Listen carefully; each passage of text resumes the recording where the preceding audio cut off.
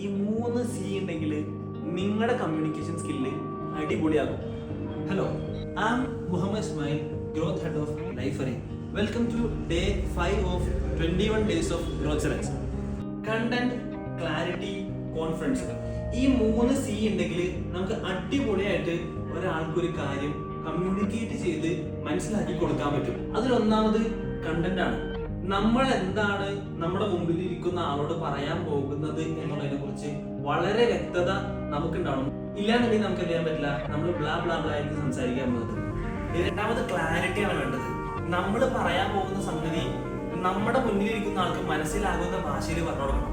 Content ഉണ്ടായിട്ട് തന്നെ കേൾക്കുന്ന ആളുകൾക്ക് അത് മനസ്സിലാവണമെന്നില്ല. നമുക്ക് മനസ്സിലായിട്ട് കാര്യമില്ലല്ലോ, അവർക്ക് മനസ്സിലാക്കാനുള്ള ക്ലാരിറ്റി നമുക്ക് വേണ്ടത്. ഒരു ചെറിയ കുട്ടിക്ക് പറഞ്ഞു കൊടുക്കുന്നത് പോലെ വലിയൊരാൾക്ക് പറഞ്ഞു കൊടുക്കേണ്ട ആവശ്യമില്ല, അല്ലെങ്കിൽ വലിയ ഒരാൾക്ക് പറഞ്ഞു കൊടുക്കുന്ന പോലെ ഒരു കുട്ടിക്ക് പറഞ്ഞു കൊടുക്കേണ്ട. അപ്പോൾ അവർക്ക് മനസ്സിലാകേണ്ട ക്ലാരിറ്റിയിലാണ് വേണ്ടത് നമ്മളൊരു കണ്ടന്റ് നമ്മുടെ കയ്യിൽ ഉണ്ടാവണം. അപ്പോൾ മൂന്നാമത് വേണ്ടത് കോൺഫിഡൻസ് ആണ്.